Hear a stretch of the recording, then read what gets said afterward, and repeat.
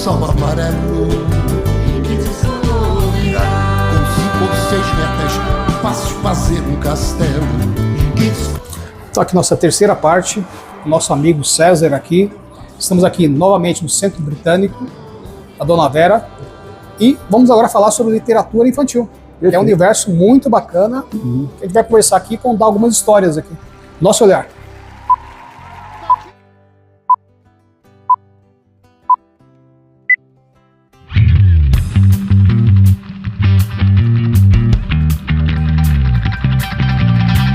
Então vamos aqui falar um pouquinho agora sobre a questão da literatura infantil, que é um universo muito bacana esse trabalho com criança. A criança tem aquela questão bem aflorada da questão da sua percepção sobre as coisas, né? E até entender coisas de uma forma até diferente até. Olha, eu começo dizendo, Flávio, que assim, eu não me considero um autor infantil.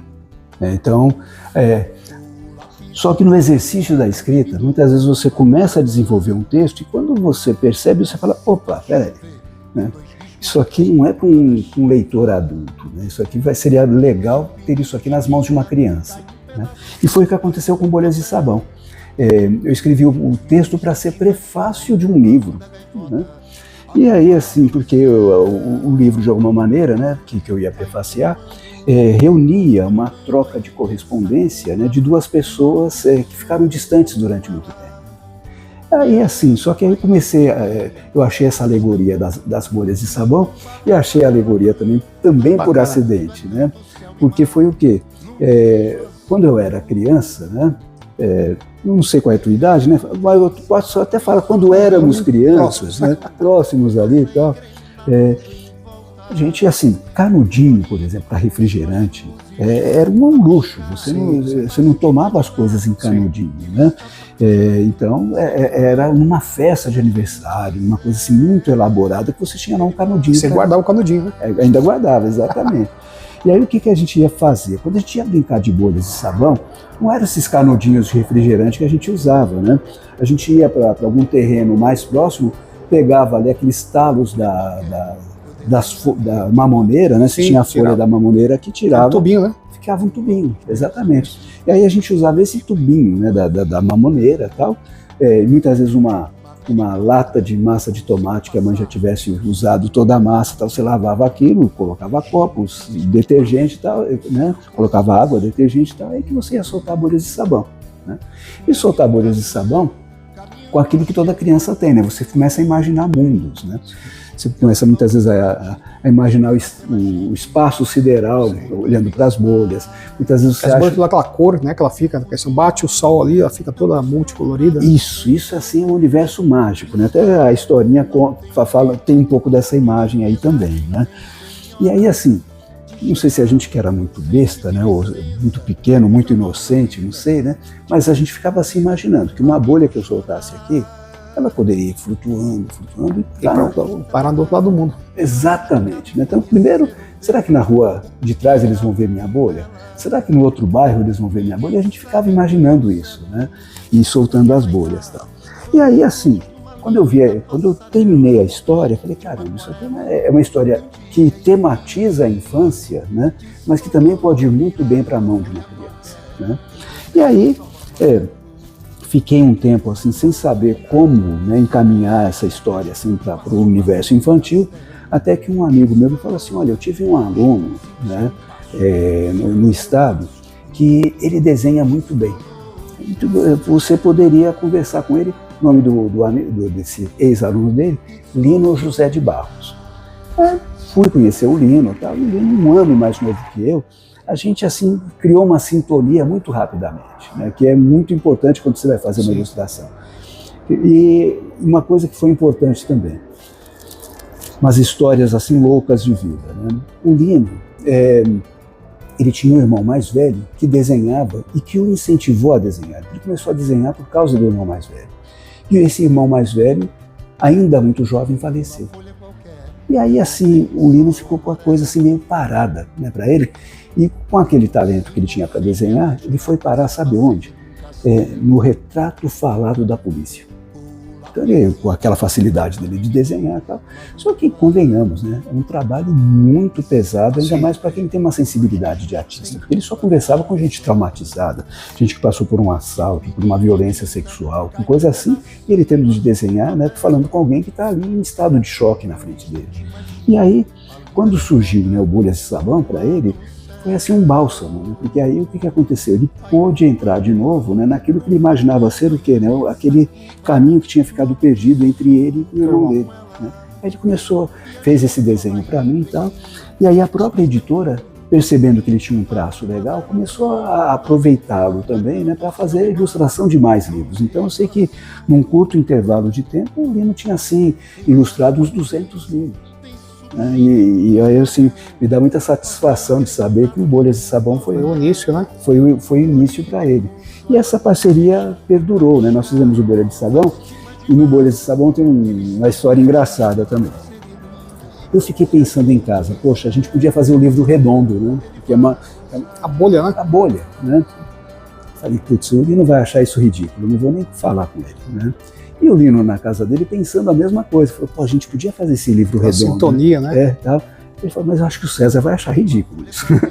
Aí eu sei que ele teve coragem de quebrar o silêncio primeiro. Falou, César, olha, tive uma ideia. Se você achar a ideia ruim, a gente descarta e tal, né? Mas o que você acha da gente fazer o livro redondo? Eu falei, caramba, rapaz, eu tinha pensado a mesma coisa, tal, né? Aí falou, se for uma bobagem, pelo menos é uma bobagem dupla, né? Aí fizemos, né? Ele fez todo o boneco do livro, né? Redondo já, tudo, né? E aí entra a segunda parte, né? De dificuldade, achar uma editora que topasse fazer um livro redondo, né? Porque isso pressupõe o quê? Né? Você fazer uma faca de corte, possivelmente nunca mais será usada, vai ser usada especificamente para aquele livro. Para aquele livro, né? Aí encontramos lá a editora Edicom, que topou fazer o livro redondo, né? E depois nos copiou, né? Usou a mesma faca para cortar outros 2, 3 livros redondos, né? E a gente não tinha patente do redondo, né? Então a gente teve de conviver, assim, numa mesma Bienal, a gente lançando o livro, né? E outros livros redondos por lá também. Você fala, pomba, caramba, né? Era para ser só o nosso, né? É interessante que o redondo, você tem aquela questão, você não tem os extremos, né? Exato. As pontas, né? Isso é uma coisa que não é um começo, nem um meio, nem um fim aqui, né? Exato. Que é a própria ideia do círculo, né? O círculo é isso, né? Ele é o princípio e o fim em si mesmo. Né? Então, que é uma coisa bacana, até para a gente imaginar a vida mesmo. Né? Sim. A vida como esse círculo, né? O universo dessa forma também. E essa bolha, né? Que ela tem a capacidade de se expandir e ir para lugares que você nem pensou. Exatamente. Então, é isso. Quer ouvir o... Ah, quero sim. Então, queremos, né? Então vamos lá, hein? Do talo oco da mamoneira, o menino fez um canudo. Remexeu o fundo do copo, levou o canudo à boca e soprou. Milhões de bolhas de sabão ganharam espaço flutuando em diversas direções. Dentre todas aquelas bolhas, 2 eram geminadas e seguiam grudadas na harmonia de seus movimentos. Na encruzilhada dos ventos, porém, as 2 bolhas se separaram e, como glóbulos soltos, visitavam partes diversas do mundo.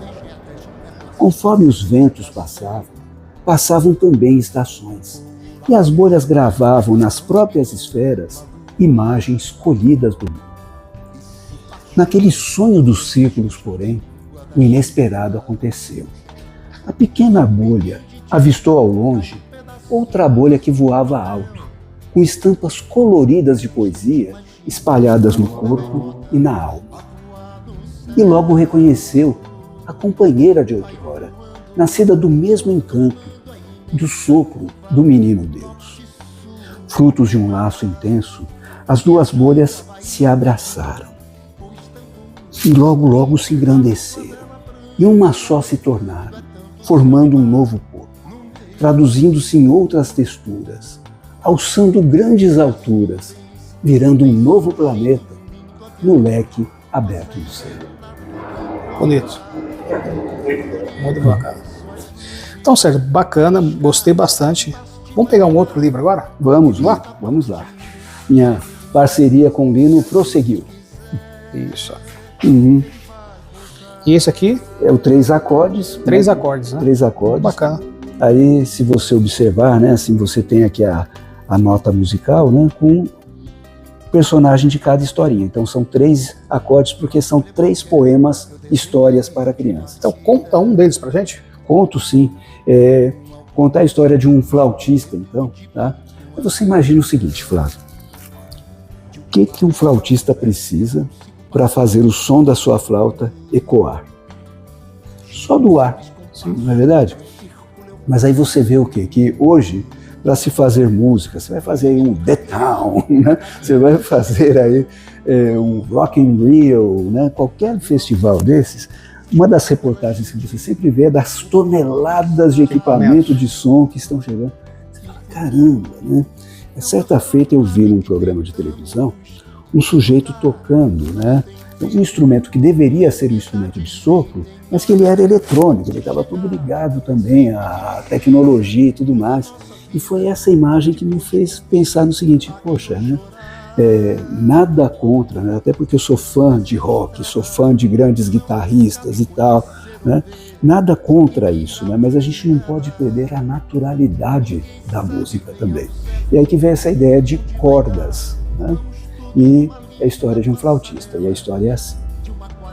Ele havia caído, meio sem saber, no meio daquele mundo, apenas com uma flauta nas mãos.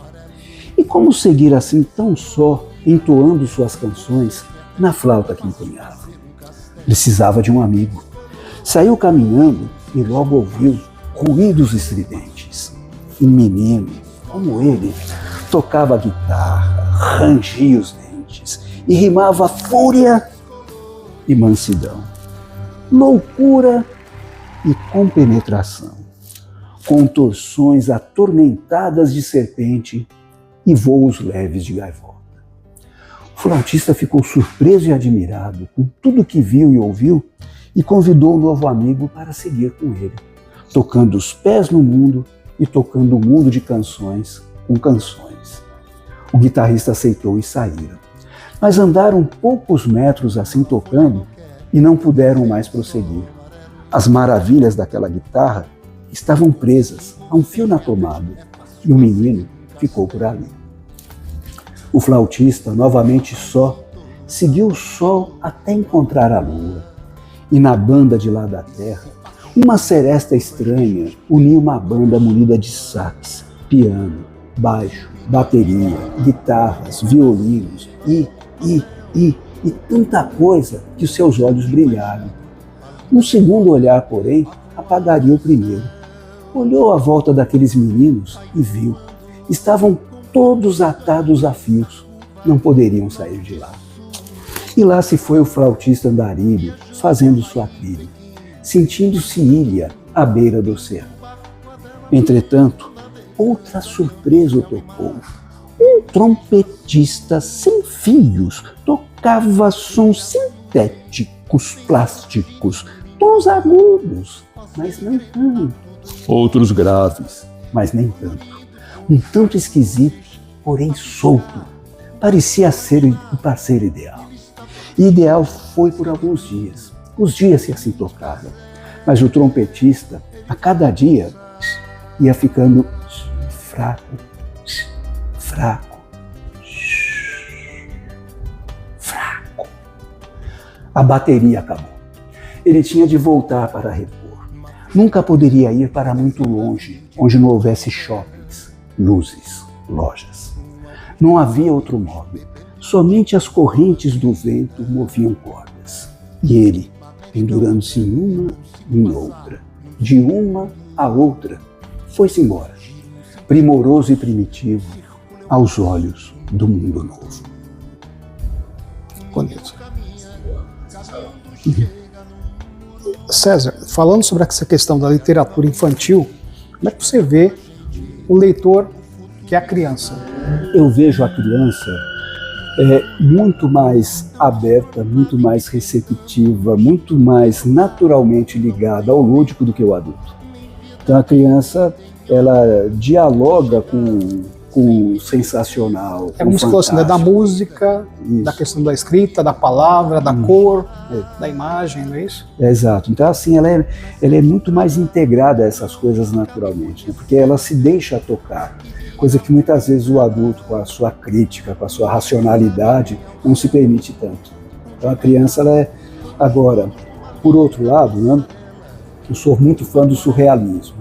E o André Breton, que escreveu o Manifesto Surrealista, ele costumava dizer o seguinte, que o ser humano é desmamado cedo demais do maravilhoso, que é preciso contar contos de fadas para os adultos também. Então, eu acho isso, né? A gente tem de encontrar onde estão, né, as nossas fábulas, os nossos cantos, os nossos encantos, né, para voltarmos, para recuperarmos um pouco da criança. É aquela criança que está dentro lá do adulto, ali, que está preso muitas vezes em parâmetros, em regras, né? Que a criança não tem. Exatamente. A criança brinca ali com a caixinha de papelão, vira um castelo. É. Aquela bolha de sabão vira lá um planeta. Exatamente. Então esse imaginário eu acho muito bonito da criança. Uhum. E eu acho que junto com a questão da música, a questão da literatura infantil, eu acho que nesse período que a criança desenvolve, essa questão lúdica, ela é muito importante. Aí falando dessa questão, até da questão educacional, acho que a cultura, ela tem que ser buscada muitas vezes nessa criança mais jovem. É, exatamente.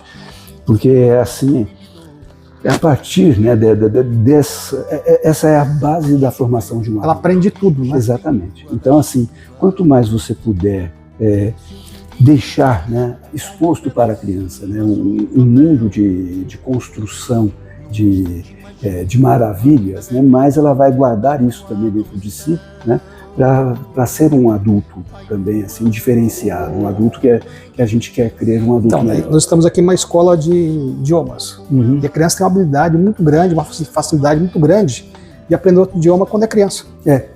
E vai perdendo essa condição com o passar dos anos, né? E eu acho que a questão também da cultura, eu acho que vem muito disso também. Você vê como ela é aberta, como você é aberta a tudo, ela é aberta a aprender muitas coisas. Acho que a coisa está assim, né? No corpo e na alma, é a rigidez, né? A criança não tem rigidez. Ela é extremamente flexível no corpo, né? E ela é extremamente flexível para assimilar as coisas do mundo, né? E a gente vai ficando adulto, vai ficando mais maduro, e a gente vai ficando mais rígido.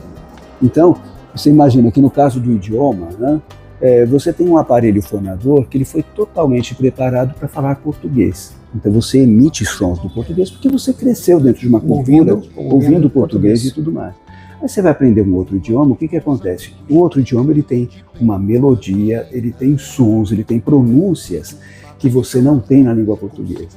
A criança consegue pegar isso rapidamente. Um adulto não. Então, quantas vezes você não vê que um adulto mudou de país, mudou de lugar, mesmo que ele tenha aprendido outro idioma, ele continua falando aquele idioma com sotaque do idioma dele. Então, você percebe, por exemplo, um japonês falando português com sotaque do japonês, porque ele vai mantendo aquela melodia oxitonada que é própria do japonês falando português. E aí assim acontece. E aí muitas vezes você percebe isso, né, que a pessoa, ela é, por exemplo, um brasileiro falando inglês. E ela não consegue tirar de si o brasileiro que ela é para falar inglês. Né? E a questão da literatura infantil, você tem, eu penso assim, que ela é mais universal ainda na questão dessa literatura infantil. Do que em outros temas, outros tipos de literatura. Eu também acho, né, porque é a arte de modo geral, né, mas a literatura em particular, a literatura infantil de um modo também, né, muito específico, né, ela transcende as barreiras do idioma, da cultura, muitas vezes. Exatamente. Né? Você fala, vamos supor, em castelos. Nós não temos castelos. Mas na literatura infantil você consegue colocar lá aquela história, um castelo. Ela imaginar um castelo. E aí, assim, o que acaba acontecendo é o quê? Né? Que mesmo nós não tivemos Idade Média no Brasil. Né? Mas isso não impede que a gente consiga conceber no nosso imaginário, né, o castelo, o príncipe, a princesa, a espada, né, o duelo. Então todas essas coisas elas vão elas entram no nosso imaginário simplesmente pela imaginação mesmo. Assim, um outro planeta, né? Um outro planeta, idem, né? Então, poxa, de verdade, nós nunca vimos, né, um ET, nunca vimos um ser de outro planeta.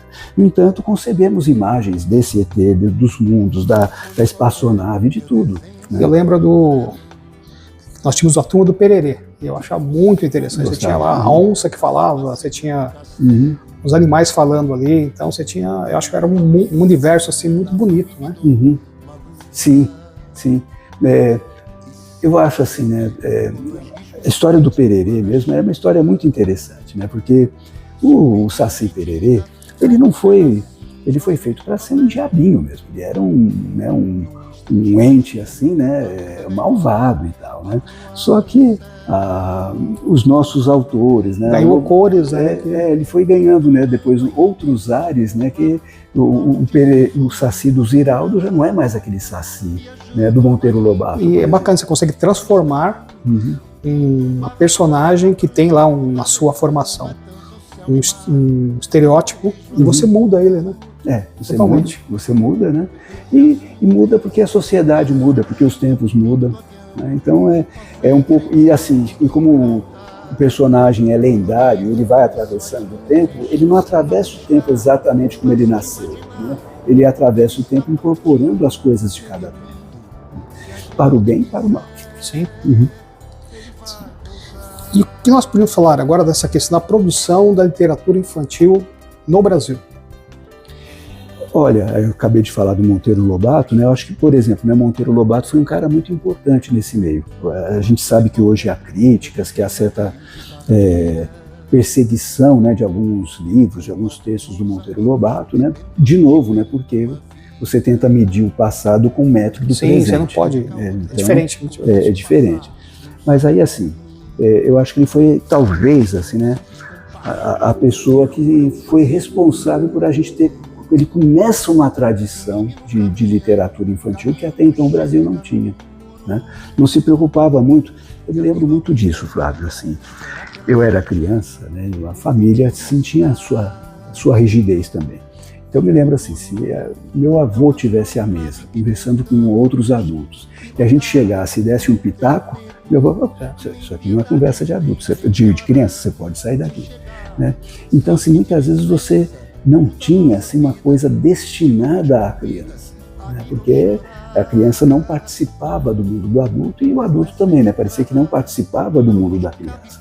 Então, quando você começa a ter uma literatura voltada para a criança, uma programação de TV voltada para a criança, quando você começa a ter cinema voltado para a criança, então você começa a fazer o quê? Né? Você começa a, de alguma forma também, respeitar, né, esse ser humano que está nessa faixa etária. E que todas as faixas etárias precisam ser respeitadas, né? Então, adolescência, né? Adolescência era algo que não existia, né, no vocabulário das pessoas até a década de 50. Então, o adolescente passa a ser adolescente, muito por conta de uma revolução cultural, né, que começa com rock and roll, com uma série de coisas assim, que você começa a olhar para o adolescente também com um potencial consumidor, né? E aí a gente não pode ser inocente também, né? A nossa sociedade é uma sociedade de consumo. E quando percebe que a criança é um público consumidor e o adolescente é um consumidor, então você começa também a criar produtos para isso, né? E aí, é claro, pelo menos idealmente falando, né, a literatura não deveria ser considerada um produto, né, só de consumo. A literatura é um bem de formação. Né? Ela é um bem de formação. Mas aí você vai ter, né, tanto autores assim, geniais, iluminados, tal, que vão fazer, né, um material para criança que é muito bem feito, e você vai ter aqueles assim, bom, o que está dando grana agora? Sim. É Harry Potter? Tá, então eu vou fazer aqui um bruxinho, né? Sabe? E aí, né? Mas... Eu lembro que quando estava na escola, nós tínhamos aquela coleção Vagalume. Sim, Vagalume. Eu cheguei a ler, acho que todos os livros da coleção, praticamente. A gente sai da escola lendo praticamente quase todos. É isso mesmo, eu li desses livrinhos. Né? E eram histórias muito interessantes. Sim, Escaravelho. Uhum, olha aí. A Ilha Perdida. A Ilha Perdida. Não, uhum, Então, assim, como não lembrar desses livros? Né? Eles foram formativos para nós. Né? Então, e aí eu vejo que assim, ter surgido no mercado, né? A partir do Monteiro Lobato até hoje, tal. Olha, uma autora que eu adoro, assim, que faleceu faz pouquíssimo tempo, Marina Colasanti, né? Então, assim, fez livros, obras maravilhosas, tal. E eu a via, assim, né, como uma pessoa de raiz literária. Ela não estava, pelo menos assim na minha percepção, né, ela não estava comercial, né? Não era comercial, não era puramente comercial. Ela fazia aquilo e fazia bem. Né? Então, muito bacana. Uhum. Tá, aqui a gente falou agora sobre literatura infantil, foi colocando aqui nossos 3 processos, né? Falamos da literatura como geral, a questão lá das crônicas e a questão dos nossos livros nós colocamos aqui, e agora a literatura infantil, né? Uhum. Eu acho que é um fechamento assim de olhar para a questão da literatura muito importante. Tivemos um primeiro encontro de poesia, um segundo encontro de prosa e agora literatura infantil, né? É isso aí. Uhum. Então o nosso olhar, ele agradece bastante ao professor aqui César, ao poeta César, nosso amigo, por essas aulas, né? Nós tivemos 3 vídeos aqui que fecharam com chave de ouro essa questão da literatura, esse olhar para a literatura, né? Esse mundo mágico que a literatura proporciona. E como que ela pode libertar as pessoas, né? Uhum. Esse processo libertatório das pessoas e trazer esse processo de vida para as pessoas, né? Você falou uma palavra que eu gosto muito, sabe, Flávio? Eu acho que a arte, ela será boa se ela for capaz de emancipar as pessoas. Então, é o que a gente espera, né? De uma arte que seja orgânica, que seja verdadeira, que seja emancipadora. Outros patamares, né? Então a arte tem essa função, né? De conseguir fazer com que as pessoas melhorem. É isso aí. Sejam pessoas melhores. E o nosso olhar é isso, é trazer histórias que possam melhorar a vida das pessoas e mostrar exemplos aqui de pessoas que também fazem isso. É a cultura, mostrando que a cultura é algo que enriquece as pessoas. Tá? Até o nosso próximo. Tá aqui! Que maravilha! Que lindo! Muito obrigado, viu?